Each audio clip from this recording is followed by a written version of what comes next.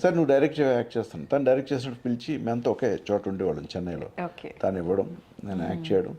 Act చేసి సీరియస్గా పెద్ద తీసుకోలేదు నేను. అయిపోయింది సినిమా అయిపోయింది, మామూలుగా కెమెరా డిపార్ట్మెంట్లో వర్క్ చేసుకుంటూ ఉండేవాడిని. ఆ టైంలో సత్యారెడ్డి గారని వేగు చుక్క పాడు చుక్క పెద్ద పెద్ద సినిమాలు చేశారు. పుచ్చలపల్లి రామచంద్రారెడ్డి గారని నెల్లూరు, ఓకే. వాళ్ళ అబ్బాయి అండ్ డాక్టర్ మిత్ర అండ్ పుచ్చలపల్లి సుందరయ్య గారి అబ్బాయి అవుతాడు ఆయన. ఆయన చెన్నైలో డిస్ట్రిబ్యూటర్ కమ్ డైరెక్టర్ అని, ప్రొడ్యూసర్ అని. ఆయన ఈ ప్రార్థన సినిమా చూసి వీడు మన దగ్గరే వర్క్ చేస్తాడు జాకీ, ఎరా కెమెరాలో వర్క్ చేస్తావు, నువ్వు యాక్ట్ చేస్తావు, బాగానే చేస్తావు, నువ్వు ఎందుకురా ఈ హీరోగా సినిమా చేస్తున్నాను, 2 సినిమాలు అనౌన్స్ చేశాడు ఆయన వెంటనే.